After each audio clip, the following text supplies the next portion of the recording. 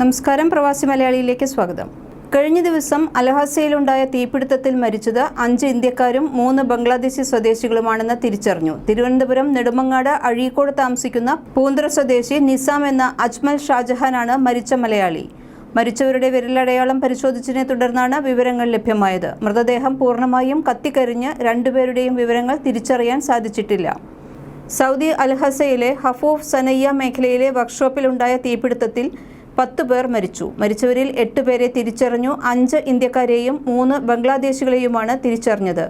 ഇനിയുള്ള 2 പേരെ ഇതുവരെ തിരിച്ചറിയാൻ സാധിച്ചിട്ടില്ല. 5 ഇന്ത്യക്കാരിൽ ഒരാളാണ് പൂന്തുറ സ്വദേശി നിസാം എന്ന അജ്മൽ ഷാജഹാൻ. ഭാര്യ നജീമ ബീവി, മക്കൾ മുഹമ്മദ് അജ്മൽ, അൽസൽന, അഫ്സൽ. നവോദയ രക്ഷാധികാരി ഹനീഫ മൂവാറ്റുപുഴയുടെ നേതൃത്വത്തിൽ അൽഹസ നവോദയ പ്രവർത്തകർ തുടർ നടപടികൾ പൂർത്തിയാക്കുന്നതിനായി സ്ഥലത്തെത്തിയിട്ടുണ്ട്. ഉഫൂഫ് ഇൻഡസ്ട്രിയൽ സിറ്റിയിൽ സ്ഥിതി ചെയ്യുന്ന കാർ വർക്ക്ഷോപ്പിലാണ് തീപിടുത്തം ഉണ്ടായത്. വർക്ക്ഷോപ്പിന് മുകളിൽ താമസിച്ചിരുന്നവരാണ് മരണപ്പെട്ടത്. വർക്ക്ഷോപ്പ് ജീവനക്കാരായ 10 പേർ വെന്തു മരിച്ചതായാണ് ദൃക്സാക്ഷികൾ പറയുന്നത്.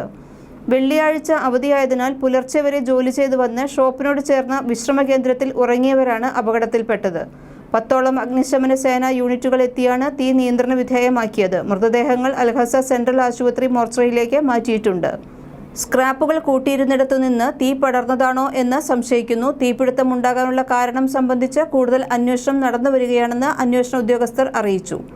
10ഓളം അഗ്നിശമന വിഭാഗം എത്തിയാണ് തീ അണച്ചത്. മൃതദേഹങ്ങൾ അൽഹസ സെൻട്രൽ ആശുപത്രിയിലെ മോർച്ചറിയിലേക്കാണ് മാറ്റിയത്. വാരാന്ത്യ അവധിയായതിനാൽ മരിച്ചവരുടെ കൂടുതൽ വിവരങ്ങൾ ഞായറാഴ്ച മാത്രമേ ലഭ്യമാകൂ. കൂടുതൽ പ്രവാസി വാർത്തകൾക്കായി ഈ ചാനൽ സബ്സ്ക്രൈബ് ചെയ്യുക.